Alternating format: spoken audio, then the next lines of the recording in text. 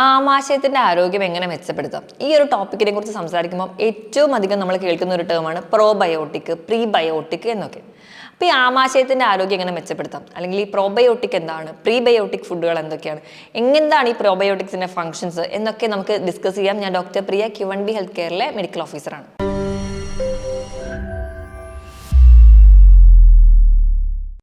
ആമാശയത്തിൻ്റെ ആരോഗ്യം മെച്ചപ്പെടുത്തിയാൽ നമുക്ക് ഒരു പരിധിവരെ എല്ലാ രോഗങ്ങളെയും മറികടക്കാൻ പറ്റും എന്ന് നമ്മൾ സ്ഥിരമായി കേൾക്കാറുണ്ട്. ആമാശയത്തിൻ്റെ ആരോഗ്യം എങ്ങനെ മെച്ചപ്പെടുത്താം? ഈ ആമാശയത്തിൻ്റെ ആരോഗ്യം എന്ന് പറയുന്നത് ഈ ആമാശയത്തിൽ വളരുന്ന നല്ല ബാക്ടീരിയകളാണ്. നല്ല ബാക്ടീരിയകൾ എന്ന് സ്പെസിഫൈ ചെയ്താൽ പറയില്ല, നല്ല മൈക്രോ ഓർഗാനിസം എന്ന് പറയാൻ പറ്റും.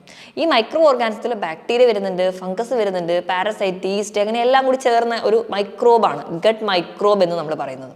അപ്പോൾ ഈ മൈക്രോ ഓർഗാനിസം അല്ലെങ്കിൽ ഈ ജീവനുള്ള ലിവിങ് ഓർഗാനിസത്തിനെയാണ് നമ്മൾ പ്രോബയോട്ടിക് എന്ന് പറയുന്നത്. ഈ പ്രോബയോട്ടിക് ആയിട്ടുള്ള ഈ ജീവജാലങ്ങൾ അല്ലെങ്കിൽ ഈ മൈക്രോ ഓർഗാനിസത്തിനെ വളരാനുള്ള ഭക്ഷണത്തിനെയാണ് നമ്മൾ പ്രീബയോട്ടിക് എന്ന് പറയുന്നത്. അപ്പം നമ്മൾ കഴിക്കുന്ന ഭക്ഷണത്തിൽ നാരടങ്ങിയിട്ടുണ്ടെങ്കിൽ ഈ നാരാണ് പ്രധാനമായിട്ടും ഈ പറയുന്ന മൈക്രോ ഓർഗാനിസത്തിൻ്റെ ഭക്ഷണം. അപ്പോൾ ഈ ഭക്ഷണം കഴിക്കുന്നത് വഴി ഈ മൈക്രോ ഓർഗാനിസം കൂടുതലായിട്ട് വളരുകയും ഈ വളർന്നിട്ടുള്ള മൈക്രോ ഓർഗാനിസം നമ്മുടെ ശരീരത്തിലെ പല ഫങ്ഷൻസും ചെയ്യുന്നുണ്ട്. അപ്പോൾ എന്തൊക്കെയാണ് ഈ നമ്മുടെ ശരീരത്തിൽ ഈ പ്രധാനമായിട്ടും ഈ മൈക്രോ ഓർഗാനിസംസ് അല്ലെങ്കിൽ ഈ പ്രോബയോട്ടിക് ചെയ്യുന്ന പ്രവർത്തനങ്ങളെന്ന് നോക്കാം.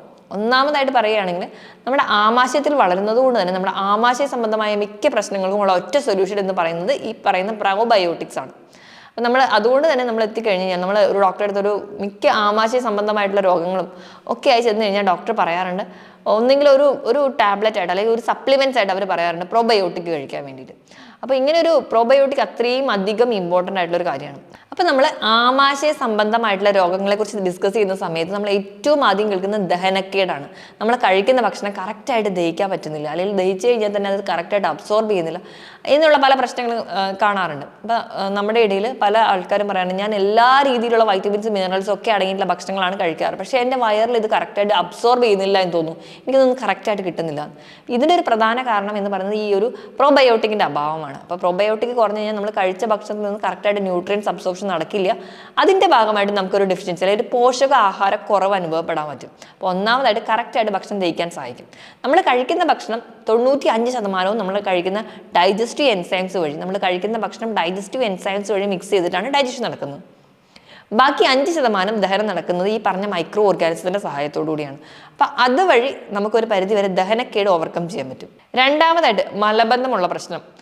നമ്മൾ ഈ പറയുമ്പോൾ ഈ മൈക്രോ ഓർഗാനിസം അല്ലെങ്കിൽ പ്രോബയോട്ടിക്സ് നമ്മുടെ കുടലിൽ ഷോർട്ട് ചെയിൻ ഫാറ്റി ആസിഡ്സുകൾ ഉണ്ടാകും. ഈ ഫാറ്റി ആസിഡ്സുകൾ നമ്മുടെ കുടലിൻ്റെ മൂവ്മെൻറ്റ്സ് കൂട്ടുകയും അതുവഴി നമുക്ക് മലശോധന കറക്റ്റായിട്ട് നടക്കാൻ വേണ്ടി സഹായിക്കുന്നുണ്ട്.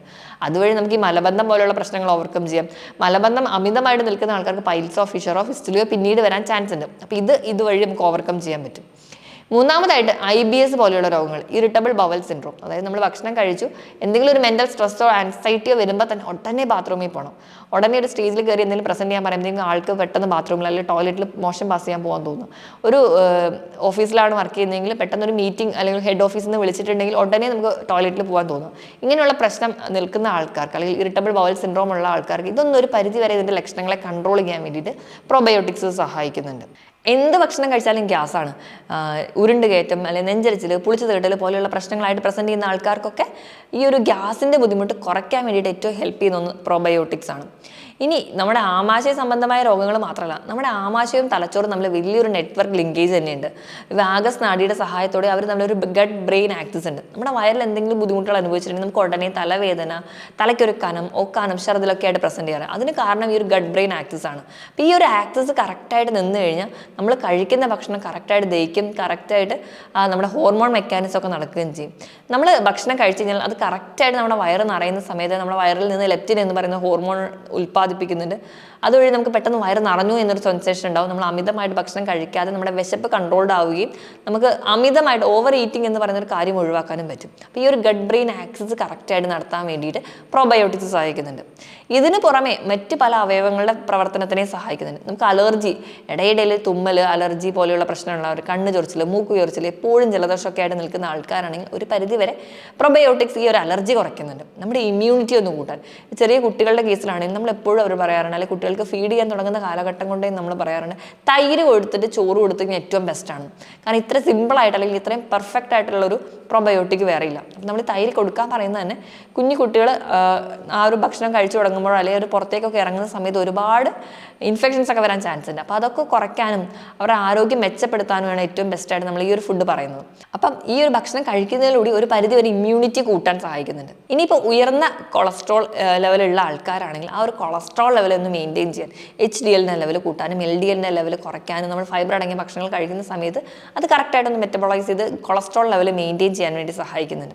ഇപ്പോൾ സ്ത്രീകളുടെ കേസിൽ വെള്ളപ്പോക്ക് പോലെയുള്ള പ്രശ്നംസ് അതുപോലെ തന്നെ UT ഇടയിൽ മൂത്രത്തിൽ പഴുപ്പ് വരിക, എപ്പോഴും മൈക്രോ ഓർഗാനിസം തന്നെ ശരീരത്തിൽ വന്നുകൊണ്ടിരിക്കുന്ന ആൾക്കാർക്ക് ഈ പ്രോബയോട്ടിക്കിൻ്റെ അളവ് ഒന്ന് കൂട്ടിക്കഴിഞ്ഞാൽ നമുക്ക് ഈ വെള്ളപ്പോക്ക് ഓവർകം ചെയ്യാൻ പറ്റും. അതുപോലെ തന്നെ നമുക്ക് ഈ പറയുന്ന ഇടവിട്ടിട്ടുള്ള മൂത്രത്തിൽ പഴുപ്പ് പോലെയുള്ള പ്രശ്നങ്ങളെ മറികടക്കാൻ പറ്റുന്നുണ്ട്.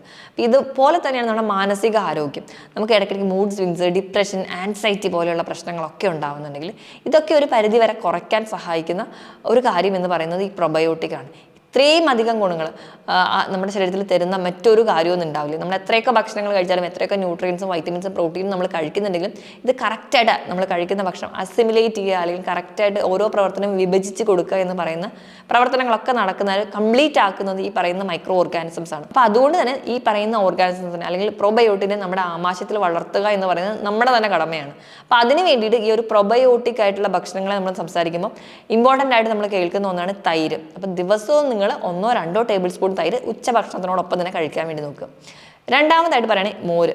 നമ്മൾ ഓരോ നേരവും ഭക്ഷണം കഴിച്ച് കഴിയുമ്പോൾ നമ്മൾ മോരും വെള്ളം കുടിക്കുകയാണെങ്കിൽ അത്രയും നല്ലത്. നമ്മൾ വെള്ളം കുടിക്കുന്നതിൻ്റെ അളവിൽ അത് വെള്ളം മാറ്റിയിട്ട് അല്ലെങ്കിൽ നോർമൽ വെള്ളം മാറ്റിയിട്ട് നമുക്ക് അതിന് പകരം മോരും വെള്ളം കുടിക്കുന്നത് ഏറ്റവും ബെസ്റ്റാണ്. ഇനി മൂന്നാമതായിട്ട് പറയുകയാണെങ്കിൽ അച്ചാറുകൾ. നമ്മുടെ വീട്ടിൽ തന്നെ നല്ലെണ്ണയും കടുകൊക്കെ ചതച്ചിട്ട് കുറഞ്ഞ അളവിൽ മാത്രം അസിറ്റിക് ആസിഡൊക്കെ ആഡ് ചെയ്ത് നമ്മുടെയൊക്കെ ഒരു ടേസ്റ്റിന് ഉണ്ടാക്കുന്ന അച്ചാറുകൾ, അതൊരു ഫെർമെൻറ്റഡ് ഫുഡ് ആയതുകൊണ്ട് അതും ഒരു പ്രൊബയോട്ടിക് ആയിട്ട് ആക്ട് ചെയ്യും. നാലാമതായിട്ട് ഉപ്പിലിട്ട് എന്ത് വെജിറ്റബിൾസും നമുക്ക് ഉപ്പിലിട്ട് പ്രിസർവ് ചെയ്യുന്ന സമയത്ത് അതൊരു പ്രൊബയോട്ടിക് ആയിട്ട് മാറും. അപ്പോൾ നമുക്ക് ക്യാരറ്റ്, ബീറ്റ്റൂട്ട്, ക്യാബേജ്, ഒലിവ് ഇവയെല്ലാം നമുക്ക് ഉപ്പിലിട്ട് സ്റ്റോർ ചെയ്യുന്നത് നമുക്ക് നല്ലൊരു പ്രൊബയോട്ടിക് ആയിട്ട് മാറും. അതുപോലെ തന്നെ പഴങ്കഞ്ഞി നല്ലൊരു പ്രൊബയോട്ടിക്കാണ്. ഇതോടൊപ്പം തന്നെ പനീർ, നമ്മുടെ വീട്ടിൽ തന്നെ പുളിപ്പിച്ച് മാവ് കൊണ്ട് ഉണ്ടാക്കുന്ന എല്ലാ ദോശ, അപ്പം ഇവയൊക്കെ പ്രൊബയോട്ടിക്കാണ്. നമ്മൾ മാക്സിമം അത് നമ്മൾ ഇപ്പോൾ ഇന്നാണ് മാവ് അരച്ചെങ്കിൽ നാളെ ചുട്ട് കഴിക്കുമ്പോഴാണ് ഏറ്റവും നല്ലൊരു പ്രൊബയോട്ടിക് ആക്ഷൻ അതിന് കിട്ടുന്നത്. നമ്മൾ ഫ്രിഡ്ജിലൊക്കെ വെച്ച് പിന്നീട് കുക്ക് ചെയ്ത് കഴിക്കുമ്പോൾ അത്രയും നല്ലൊരു ആക്ഷൻ അതിന് കിട്ടുന്നില്ല. അപ്പോൾ ഈ പറഞ്ഞ ഭക്ഷണങ്ങളൊക്കെ നല്ലൊരു പ്രൊബയോട്ടിക്കാണ്. നിങ്ങളുടെ ഭക്ഷണങ്ങളിൽ കഴിവതും ഈ ഫുഡൊക്കെ കൂടുതലും ഇൻക്ലൂഡ് ചെയ്യാൻ വേണ്ടി നോക്കുക. ഈ ബാക്ടീരിയകൾ അല്ലെങ്കിൽ ഈ പ്രോബയോട്ടിക് ആയിട്ടുള്ള ഓർഗാനിസത്തിൻ്റെ ഭക്ഷണം എന്ന് പറയുന്നത് എപ്പോഴും ഫൈബറാണ്. അപ്പോൾ ഈ ഫൈബർ നമ്മൾ മാക്സിമം കൊടുക്കുകയാണെങ്കിൽ അത് അത്രയും നല്ലോണം ഈ ബാക്ടീരിയകളുടെ ഗ്രോത്ത് നമുക്ക് കൂട്ടാൻ പറ്റും. ഫൈബർ എന്ന് പറയുമ്പോൾ നമ്മൾ കഴിക്കുന്ന പഴവർഗ്ഗങ്ങളിൽ, പച്ചക്കറികളിൽ, ധാന്യങ്ങളിൽ, നട്ട്സിലൊക്കെ അടങ്ങിയിട്ടുണ്ട്. ധാന്യങ്ങളുടെ കേസ് എടുക്കുമ്പോൾ തവിടോട് കൂടിയിട്ടുള്ള ധാന്യങ്ങൾ എടുക്കാൻ വേണ്ടി ശ്രദ്ധിക്കുക. ഇപ്പോൾ ഫ്രൂട്ട്സിൻ്റെ കേസ് എടുക്കുകയാണെങ്കിൽ നമ്മൾ ആപ്പിൾ കഴിച്ചാൽ തന്നെ, ഒരു മീഡിയം സൈസുള്ള ആപ്പിൾ കഴിച്ചാൽ തന്നെ അതിൽ നിന്ന് ഏകദേശം 4 ഗ്രാമോളം ഫൈബർ കിട്ടും.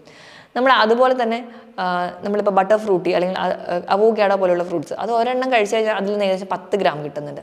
അപ്പോൾ ഇത്രയും അധികം ഫൈബർ നമുക്ക് കിട്ടുന്നുണ്ട്. അപ്പോൾ നമ്മൾ എല്ലാ തരത്തിലുള്ള പഴവർഗ്ഗങ്ങളും പച്ചക്കറികളും കട്ട് ചെയ്ത് കഴിക്കാം. ഒരു ബൗളിൽ വൈകുന്നേരത്തെ ഒരു ഡിന്നർ എന്ന് പറയുന്നത് ഈ പഴവർഗ്ഗങ്ങളും പച്ചക്കറികളും കട്ട് ചെയ്ത് കഴിക്കുന്നത് ഏറ്റവും ബെസ്റ്റാണ്.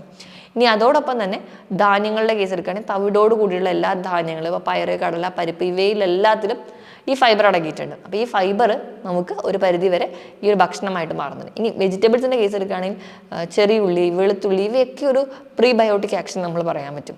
ഇനി സീഡ്സ്, നട്ട്സിൻ്റെ കേസിൽ എടുക്കുകയാണെങ്കിൽ എല്ലാത്തിലും ഫ്ലാക്സ് സീഡ്സ്, ചിയാ സീഡ് ഇവയിലൊക്കെ ധാരാളം ഫൈബർ അടങ്ങിയിട്ടുണ്ട്. ഇപ്പോൾ ഒരു ചിയാ സീഡ് ഒരു 100 ഗ്രാം എടുത്താൽ അതിൽ നിന്ന് തന്നെ ഏകദേശം ഒരു 11 ഗ്രാമോളം ഫൈബർ തന്നെ അടങ്ങിയിട്ടുണ്ട്. ഫ്ലാക്സ് സീഡ്സിൽ അതുപോലെ ധാരാളം ഫൈബർ അടങ്ങിയിട്ടുണ്ട്. അപ്പോൾ ഈ ഫൈബർ എല്ലാം നമുക്ക് കിട്ടിക്കഴിഞ്ഞാൽ നമ്മുടെ ദഹന വ്യവസ്ഥയ്ക്കും ഫൈബേഴ്സ് വളരെ നല്ലതാണ്. അതുപോലെ തന്നെ നമ്മുടെ പ്രൊബയോട്ടിക് ആയിട്ടുള്ള ഓർഗാനിസം വളരാനും ഏറ്റവും ബെസ്റ്റ് എന്ന് പറയുന്നത് ഫൈബറാണ്. അപ്പോൾ മാക്സിമം ഫൈബർ ഇൻടേക്ക് ചെയ്യുക. ഈ ഒരു ഫൈബറാണ് നമ്മുടെ ശരീരത്തിൽ പ്രീബയോട്ടിക് ആയിട്ട് ആക്ട് ചെയ്ത് ഈ പറയുന്ന മൈക്രോ ഓർഗാനിസത്തിനെ കൂടുതൽ മൾട്ടിപ്ലൈ ചെയ്യാനും അവർക്ക് ജീവിക്കാൻ പറ്റിയ ഒരു ആരോഗ്യ വ്യവസ്ഥ ഉണ്ടാക്കി കൊടുക്കുകയും ചെയ്യുന്നത്. അപ്പോൾ ഈ ഭക്ഷണങ്ങൾ കൂടുതലായിട്ട് അതിന് പ്രോബയോട്ടിക് ഭക്ഷണം എത്ര കഴിക്കുന്നു അപ്പോൾ അതിനെ സപ്പോർട്ട് ചെയ്യാൻ വേണ്ടിയിട്ട് പ്രീബയോട്ടിക് ഭക്ഷണങ്ങൾ കൂടെ കഴിക്കുക. ഇനി അത് മാത്രം പോരാ, നമ്മുടെ ആമാശയത്തിൻ്റെ ആവരണം കറക്റ്റായിട്ട് നിർത്താൻ വേണ്ടി അല്ലെങ്കിൽ ആമാശയത്തിനെ നശിപ്പിക്കുന്ന ഭക്ഷണങ്ങളെ കഴിവതും ഒഴിവാക്കുക. അമിതമായിട്ട് സ്പൈസി ആയിട്ടുള്ള ഭക്ഷണങ്ങൾ അല്ലെങ്കിൽ ഒരുപാട് മസാലകൾ ചേർന്നിട്ടുള്ള ഭക്ഷണങ്ങൾ കഴിവതും ഒഴിവാക്കാൻ വേണ്ടി ശ്രദ്ധിക്കുക. ഇനി അതുപോലെ തന്നെ നമ്മൾ ചീത്ത എണ്ണകൾ, ട്രാൻസ് ഫാറ്റ് അടങ്ങിയിട്ടുള്ള കൊഴുപ്പുകൾ, ഇത് പ്രോസസ്സ് ചെയ്തിട്ടുള്ള ഭക്ഷണങ്ങൾ, റിഫൈൻ ചെയ്തിട്ടുള്ള ഭക്ഷണങ്ങൾ, പ്രോസസ്സ് ചെയ്ത ഭക്ഷണം എന്ന് പറയുമ്പോൾ ഈ ആർട്ടിഫിഷ്യൽ ഭക്ഷണങ്ങൾ, അതായത് നമ്മൾ പാക്കറ്റിൽ വാങ്ങുന്ന എല്ലാ ഭക്ഷണങ്ങളും, അമിതമായിട്ടുള്ള റെഡ് മീറ്റിൻ്റെ ഉപയോഗം അല്ലെങ്കിൽ അമിതമായിട്ട് ഇൻഫ്ലമേഷൻസ് ഉണ്ടാക്കുന്ന ഭക്ഷണങ്ങൾ ഇവയൊക്കെ കഴിവതും നമ്മൾ കുറയ്ക്കുക. കുറയ്ക്കുക. ഈ ഭക്ഷണങ്ങൾ കുറയ്ക്കുമ്പോൾ തന്നെ നമ്മുടെ ആമാശയത്തിൻ്റെ ആരോഗ്യം മെച്ചപ്പെടുത്താനും ഈ ബാക്ടീരിയകളെ പ്രൊട്ടക്ട് ചെയ്യാനും സഹായിക്കും. അപ്പോൾ ഈ പറഞ്ഞ ഭക്ഷണങ്ങൾ നിങ്ങൾ ഒഴിവാക്കുകയും മാക്സിമം പ്രോബയോട്ടിക്സ് കഴിക്കുകയും ചെയ്യാം. ഇനി ഇതോടൊപ്പം തന്നെ ധാരാളം വെള്ളം കുടിക്കുക. നമ്മുടെ ശരീര ഭാരത്തിനനുസരിച്ച് കൃത്യമായി വെള്ളം കുടിക്കുക. പിന്നെ ഇവരുടെ പ്രവർത്തനമൊക്കെ കറക്റ്റായിട്ട് നടക്കാൻ വേണ്ടി കൃത്യമായിട്ടൊരു വ്യായാമം, ആഴ്ചയിൽ 5 ദിവസമെങ്കിലും വ്യായാമത്തിനായിട്ട് മാറ്റി വെക്കുക. ഒപ്പം കൃത്യമായിട്ടുള്ള ഉറക്കം കൂടി ഉറപ്പുവരുത്തും. നേരത്തെ കിടന്ന് നേരത്തെ എണീക്കുക, കറക്റ്റായിട്ടുള്ളൊരു വ്യായാമം ഉണ്ടാക്കുക. ഇതൊക്കെ നമ്മളൊരു ലൈഫ് സ്റ്റൈൽ അല്ലെങ്കിൽ ഒരു പീരിയോഡിക് ഋതത്തിൽ കൊണ്ടുപോവുകയാണെങ്കിൽ നമുക്ക് ഹെൽത്തി ആയിട്ടുള്ളൊരു ഗട്ട് ഉണ്ടാവും. ഹെൽത്തി ആയിട്ടുള്ള ഗട്ടിൽ നമുക്ക് ഹെൽത്തി ആയിട്ടൊരു ബോഡി ബിൽഡ് ചെയ്തെടുക്കാൻ പറ്റുള്ളൂ. ഞാൻ ഈ പറഞ്ഞ കാര്യത്തിൽ എന്തെങ്കിലും ഡൗട്ട് ഉണ്ടെങ്കിൽ താഴെ കാണുന്ന നമ്പറിൽ കോൺടാക്ട് ചെയ്യാം. മറ്റൊരു ഹെൽത്ത് ടോപ്പിക്കുമായിട്ട് വീണ്ടും കാണുന്നത് വരെ നന്ദി.